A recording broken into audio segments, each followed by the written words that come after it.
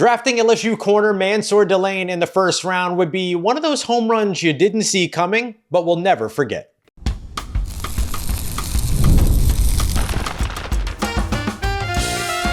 You are Locked On Saints, your daily New Orleans Saints podcast. Part of the Locked On Podcast Network, your team every day. What is good, Who Dat Nation and Who Dat family? I am your host, your friend, Ross Jackson. And on today's episode, I'm going to introduce you to an underrated sleeper of an edge rusher in Auburn's Keyron Crawford. We'll discuss why he would be a good fit for the New Orleans Saints early on in day 3. We'll take a look at a couple of wide receivers that are set to visit the New Orleans Saints that could both be first round selections. And we'll kick everything off with a look at LSU cornerback Mansoor Delane and why he could still be a stellar selection for the Saints as early as number 8 overall. We got all that and a little bit of lanyard for you on today's episode, so let's get into it. I know, we're talking about an LSU player, but Mansoor Delane, LSU cornerback, is as good a player as you're going to find at the top of the first round in this year's NFL draft, regardless of the school that he went to, which we know the New Orleans Saints don't have a great track history of drafting LSU players early on in drafts. Usually, once you see an LSU player, it becomes the end of the conversation. But the Saints are overdue, right? They were on a track record, or they were on a track of drafting an LSU player once every 7 or 8 or so years, but haven't brought one in since Will Clapp back in the late 2010s. So an opportunity here for the New Orleans Saints, and the connections are just starting to bubble. The Saints don't have a need at outside corner. They do have a need at slot corner, but a draft pick like Mansoor Delane would allow you to be able to move a guy, perhaps like Quincy Riley, last year's rookie starting outside corner, into the slot, a spot to where he has experience playing, and has already said he loves playing in the slot as well. He likes the idea of being involved in just about every play, no matter what it is that he's doing, playing in that slot role. So a guy like Mansoor Delane could have a positive ripple effect. And we also know that the New Orleans Saints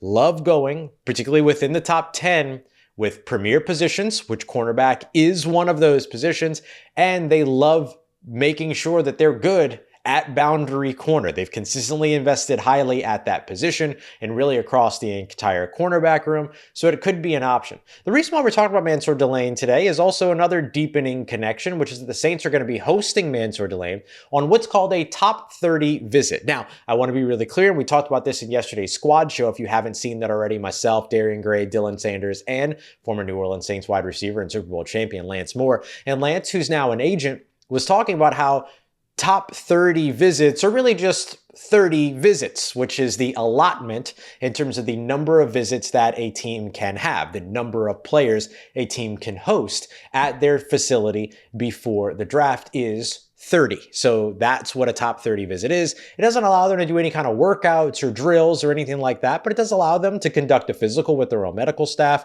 get them in the building to be able to kind of work with them and introduce them. And by work with them, I mean on tape, right? And on a whiteboard, be able to sit in meetings and meet and work with coaching staff, talk with coaching staff, have a meal at the facility, tour the facility, all of that, potentially meet some potential teammates as well. So it's a good deepening of a relationship for a player, but a lot of times has to do sometimes with just getting your medical team's eyes on that player for a evaluation via a physical. We'll discuss a little bit more of that here in just a moment. Mansoor Delane doesn't have, as I know of, any big-time medical question marks or anything. So this is about potentially just getting to know the prospect a little bit and getting him introduced, a guy that didn't participate in the combine and things like that. So get an opportunity to be able to kind of talk to him about his process and all that ahead of the eventual LSU Pro Day that will be on the way this coming month, or at least within the next few weeks before the NFL draft gets here. What makes Mansoor Delane so good? Well, it's the physicality, it's the disruptiveness, and it's the scheme versatility. This is a player that has seen success in both man and zone coverages. And we know now with Brandon Staley as the Saints defensive coordinator, they lean a lot heavier towards zone coverage than man coverage. You look at the field of 166 eligible FBS cornerbacks with at least 200 coverage snaps played in 2025. And Mansoor Delane leads the pack in a lot of different ways. Not only did he have force the 7th lowest passer rating when targeted in man coverage, which, by the way, was 28.3. I'll let you enjoy that for a moment.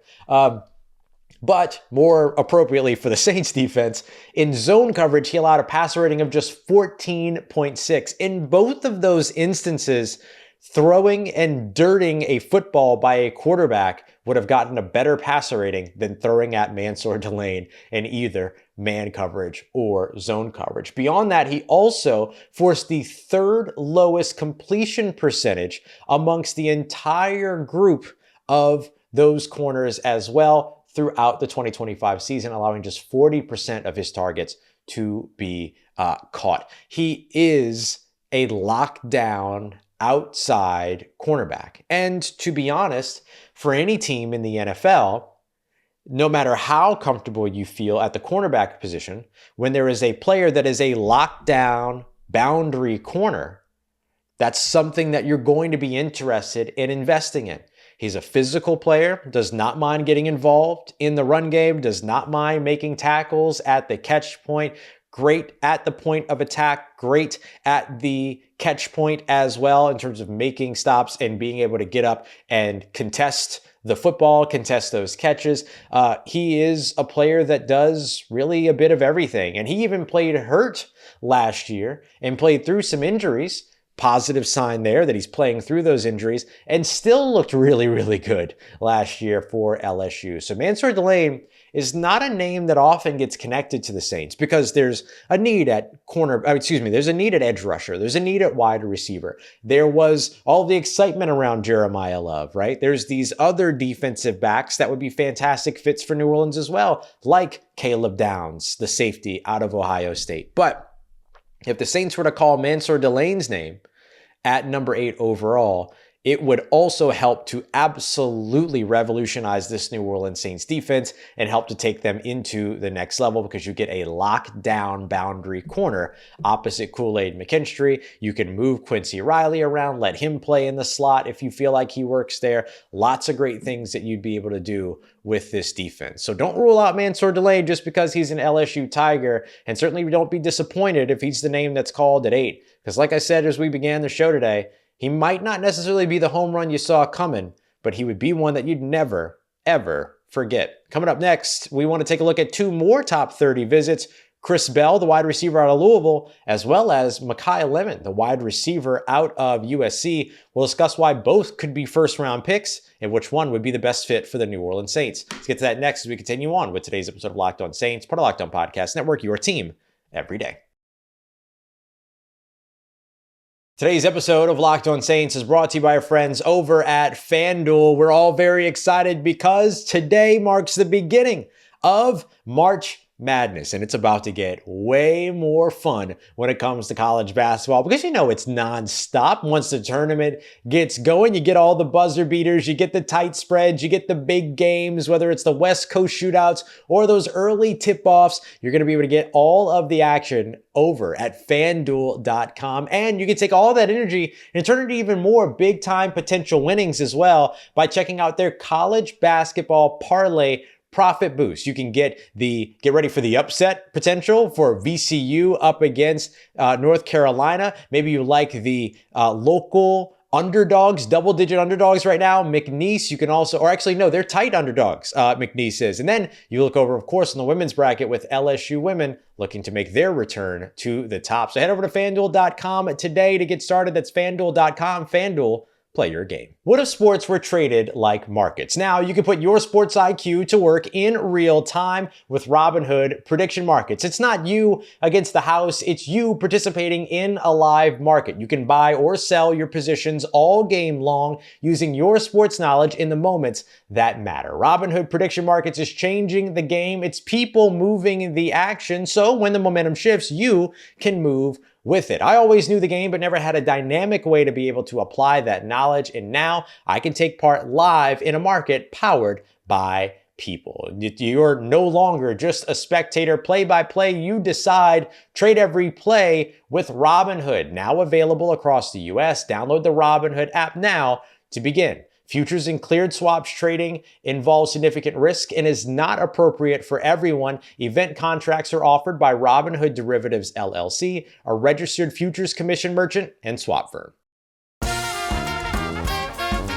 All right, family, the New Orleans Saints have their eyes on wide receiver going into the NFL draft and are already set to host or have already hosted two of the top wideout options in this year's class, and both could be a perfect fit for the New Orleans Saints. We appreciate you very much, as always, making us a part of your day, being here with us, and allowing us to be your first listen, being an everydayer here with the show. Don't forget to check out the Everydayer Club as well. You can get a month free with the promo code MARCH, clicking the link in the description, and heading over to lockedonsaints.supercast.com to learn more today. The Saints are set to have that top 30 visit with Mansoor Delane, but two other players the Saints are set to meet with are Louisville wide receiver Chris Bell, as well as USC wideout Makai Lemon. Now, I'm going to say this real quick.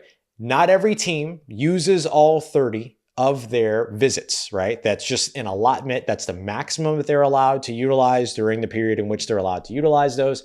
Not every team uses all 30. And sometimes we don't always learn about all of the visits that they actually end up having. But this, again, is an opportunity to get those players to come to your facility and get to know what it is that you got going on over at home base in the headquarters, and of course get that medical check done. And that is a really important piece of the equation when it comes to wide receiver Chris Bell, who is undoubtedly one of my favorite wide receivers in this year's class. 6'2", 220 plus pounds, and can move like nobody's business. According to some GPS tracking, he likely would run in the 4.3 area when completely healthy. We won't get to see any of that in terms of him running a pro day or anything because he's coming off of a late season ACL injury. But the good news is that it seems like these top 30 visits are paying off for the wideout, because that's the big question mark that everyone has to answer is, as he comes off that ACL injury, is he going to be able to maintain his ability to be able to play be able to play at a high level? And is he going to be somebody that is going to be recovered on time? Now, the good news is that ACL injuries in today's NFL and today's football landscape are not the same ACL injuries that you and I might have grown up seeing. ACL used to be a career-ending or career-threatening injury. That is no longer the case. And by all intents and purposes, everything that we're hearing right now is that Louisville wide receiver Chris Bell might be ready for training camp. And listen, he said that. He told us that at the NFL Combine when he was up on the podium, and he said, hey, look, my doctor, Dr. Dan Cooper, who's really, really good at this stuff, by the way, says that I'm getting back to running next week, was one of the things that he said. And he also said that I might be good to go and ready to go for training camp. And there have been some recent reports, not the least of which coming from Jordan Schultz, saying that that is indeed where things are trending. Now, there's no coincidence that that news would be coming out while he's also taking these top 30 visits. It means that there's new information somewhere, and that information is finding its way to the public eye. And that is great news for a team like the New Orleans Saints, who might be looking to invest in wide receiver, but might not necessarily want to go at 8 for that wide receiver. 72 receptions, 917 receiving yards, as well as 6 touchdown catches last year. He also averaged 83.4 receiving yards per game during his final season over at Louisville. And don't forget, overlapped with New Orleans Saints quarterback Tyler Shough back in the 2024 season, where Chris Bell was easily Shough's favorite target on that football field. And how could he not be? Somebody who has the ability to win with speed, to win with physicality, has a little bit of that Deebo Samuel game in his coffer as well, being a big physical player that could also not just run through you, but run around you, can attack at all 3 levels, and can bring the yards after catch threat that the New Orleans Saints do not have on their roster, let alone at wide receiver on their roster right now. And so a guy like Chris Bell, if he's healthy enough to go, could be a bottom of the first round pick. No one's going to be ruling that out, especially if he's going to be ready to go for training camp. I don't think that he creeps up to 8 for the New Orleans Saints by any stretch of the imagination. But if he didn't go in the first round and fell to the Saints at 42, and let's say they took Mansoor Delane with the first with their first round pick, or a Caleb Downs with the first round pick, and then, or an edge rusher, and then they turn around and grab Chris Bell in the second round, and he's going to be ready for training camp. Yeah, that's a really, really strong start to the draft for the New Orleans Saints. I have been very pro Chris Bell throughout this entire process. I think that he's exactly the kind of receiver that the Saints need. He's already got chemistry with the starting quarterback, who they're clearly trying to build around here over the course of this offseason. Tyler Shuck has apparently been advocating for Chris Bell to become a New Orleans Saint. There's a lot of good stuff going on there. And so Chris Bell, absolutely a name to continue to watch all throughout this draft process. Now let's look at the other player that the Saints are expected to have in for a top 30 visit, and that is wide receiver Makai Lemon coming out of USC. Now, Makai Lemon, little bit more of he's the best separator in this class, right? Best separator, period, in this class. But 5'11", 190-ish pounds. He's not the big quintessential X receiver, nor is he the big time yards after. He has a little bit of run after catch ability, actually. I don't want to shortchange him on that. But he's not necessarily the bigger bodied guy. He's not necessarily the electrifying yards after catch guy like a Zachariah Branch or anything like that, but can go and get some stuff done for you. Had 79 receptions, 1,156 receiving yards, and 11 touchdown receptions as well during his time with USC. So uber productive, right? You talk about him, Carnell Tate, as well as Jordyn Tyson as being the three wide receivers that are expected to be off the board first at the position. He's the only one that's got over 1,000 yards. He's the only one that's got over 10 touchdowns. Now, a lot of people made some things about the media interview that they did whatever. He is a dog on the football field. 3.13 yards per route run and only a 2.5% drop rate. Secure hands, can separate, can find his way open, can get you some yards after catch. Again, not an uber dynamic runner after the catch, but a guy that could turn 8 yards into 11, that could turn 30 into 35. And he's got great, and he's got really good ability to fight for the football and go and make some plays at the catch point as well. The big things that you're looking for with him to maybe improve upon is that he's not the strongest player, and so can get rerouted sometimes when facing man coverage, and worked out of the slot a lot. Not a guy that has really pushed to the outside. So that could be something that the Saints like, could be something that they don't necessarily like. Doesn't have the most expansive catch radius, but oftentimes when you're scouting a player, you're looking at how they fit in your system, not based on what they can't do, but based on what they can do. And so if what they can do fits well enough, could absolutely be a player to watch out for in Makai Lemon. We'll see which way the Saints end up going at 8. I think you'd have to go at 8 for him, which might make it a little bit less desirable because of how deep that wide receiver class is in 2026. And so waiting for a guy like Chris Bell might end up being the better fit. And I think Chris Bell would be the best fit amongst this pairing for the New Orleans Saints himself. Speaking of fits, there's an edge rusher out there that nobody's talking about, and Keyron Crawford out of Auburn, who would be a perfect fit for Brandon Staley's defense. Let me tell you why next as we continue on with today's episode of Locked On Saints, part of Locked On Podcast Network, your team every day.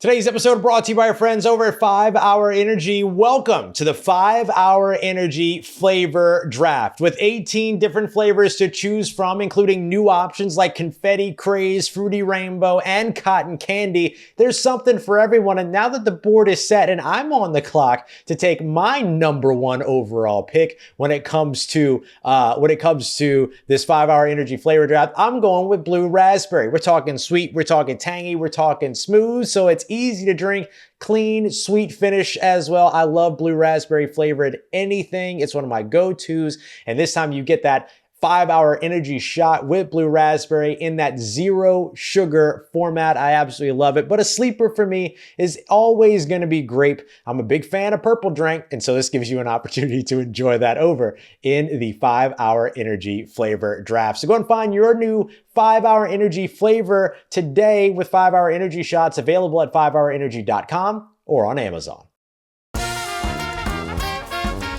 Let's get it, Who Dat Nation. A sleeper edge rusher to watch late in day 2 or potentially early day 3 is Auburn edge rusher Keyron Crawford. Now, this is a player that was brought to my attention not too long ago as I was doing some additional scouting. Today's episode was supposed to be 3 different edge rushers, a first rounder, a day 2 guy, and a day 3 guy, and Keyron Crawford was going to be my day 3 guy. And then we spoke about him a little bit on the squad show yesterday. Lance Moore brought him up, super high on him.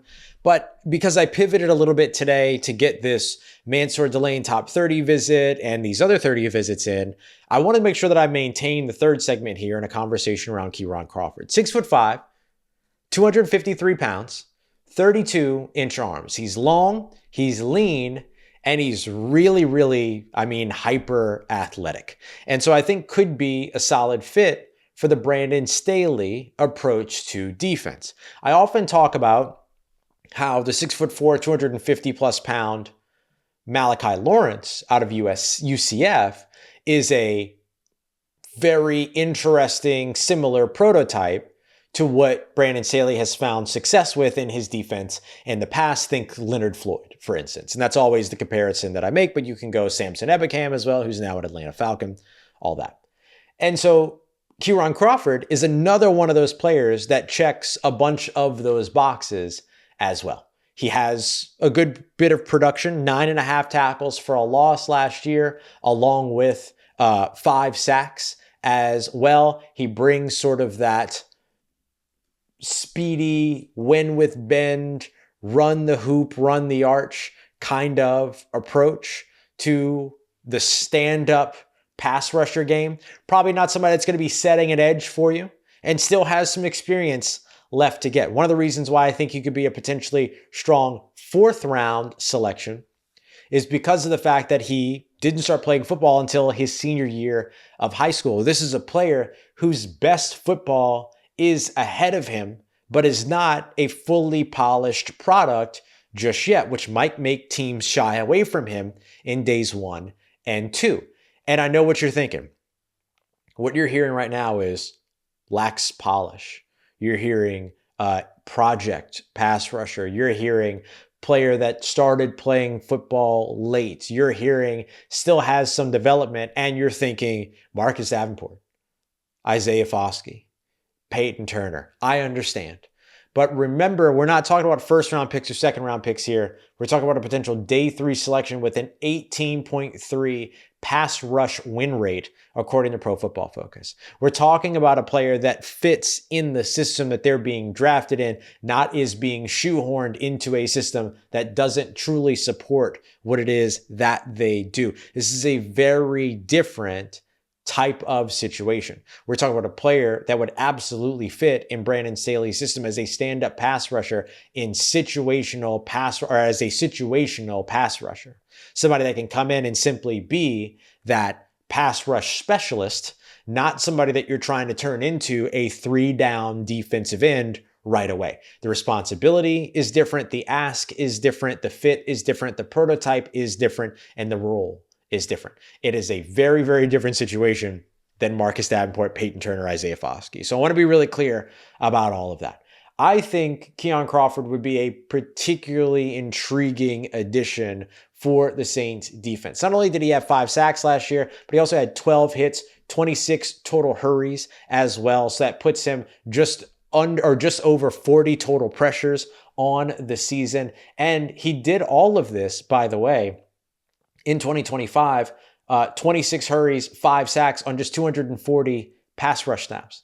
So he's an efficient player. When you put him on the field as a rotational piece, he's not stealing a bunch of snaps from your top guys, but he's coming in and he's giving you a little bit of extra flexibility. And so this would be a perfect selection if the Saints were to bring back Cam Jordyn, for instance, because then you would have Chase Young being your full-time pass rush specialist. And then you would have a rotation of guys in Cam Jordyn and Carl Granderson, and then a little bit of Keyron Crawford here. And then you're developing Keyron Crawford behind those players. If you don't bring Cam Jordyn back, it's just as valuable because you get an efficient pass rusher to rotate in with a guy that's been a little bit more inconsistent in Carl Granderson. You'd want to continue to invest at the position. And of course, you can utilize Caden Ellis as a pass rusher as well. So it would open up a lot of opportunities for you without overspending at the position, while relying on the depth of this edge rusher class and getting a guy that is a fantastic fit for Brandon Staley's defense. Let's take a look at what a mock draft with some of today's names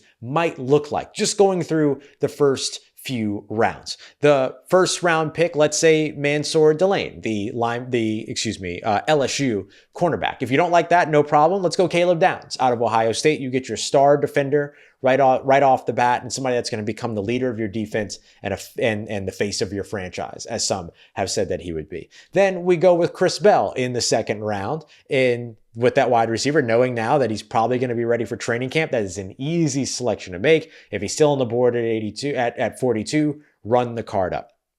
Third round, if he's still there, you can go for another offensive lineman like a Keelan Rutledge, maybe even a Chase Basantis if he ends up falling as well. Get yourself some competition at the right guard spot, and of course, helping to bolster the depth and development of your offensive line. Then round 4, pick 132. You go with Crawford right there. And that gives you an opportunity to add for yourself a new piece to your secondary, whether it's immediately addressing the star position with a Caleb Downs or drafting a new outside corner so you can move somebody into the starting or move into that star role. You get Chris Bell, you get you another yards after catch wide receiver to give you a little something extra and some juice to your offense. You get somebody to compete and if nothing else, shore up depth on your offensive line. Then you get that athletic, physical, efficient pass rusher that can rotate in certain pass rush situations to help you out big time over on the defensive side of the football. So with those 4 picks alone, you have helped yourselves tremendously if you are the New Orleans Saints. It's not going to be hard for the New Orleans Saints to get the first pick of their 2026 NFL draft right. And that's where I want to get us today when it comes to a little bit of lagniappe for the real ones that made it to this point in the episode. I've talked about this before, that the Saints aren't really in a position to where they have to be massively concerned about missing in the first round. This is a team that wants to go sure thing in the first round, especially when they're drafting within the top 10 like they're doing. And when you have Arvell, Reese, Caleb Downs, Mansoor Delane, then you have Sonny Styles, Rueben Bain Jr., David Bailey. And then you have Jordyn Tyson, Makai Lemon, Carnell Tate, and then Jeremiah Love. There's 10 really, really good players, and you're drafting at 8th overall. And so whether it is Mansoor Delane, whether it's Caleb Downs, whether it's Arvell Reese, which would be a dream come true for this defense, I'm sure, as would Caleb Downs, the Saints are not going to have a hard time getting number 8 overall right. Now, if they decide to try to be smarter than everybody and go for a player that no one expects to go in the top 10, then sure, that's how you messed it up. But I don't think you have to worry about that in this year's draft. And I think that the Saints proved that last year. They had the number 9 overall selection, and they got the best offensive lineman in the class. This year, they don't need an offensive lineman in the top 10 because they don't need a tackle. They certainly don't need a left tackle, they need a right tackle. They don't need a tackle. Now, you can add tackle depth later on, but you don't have to do that with the number 8 overall selection.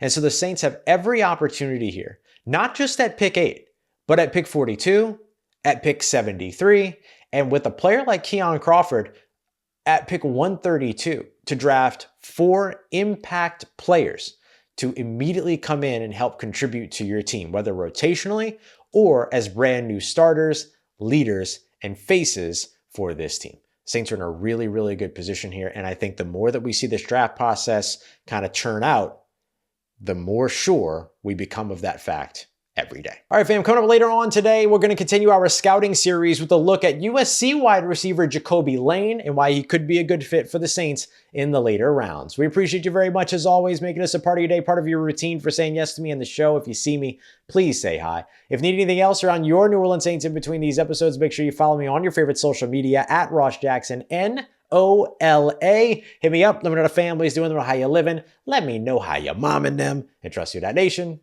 I'll holla at you.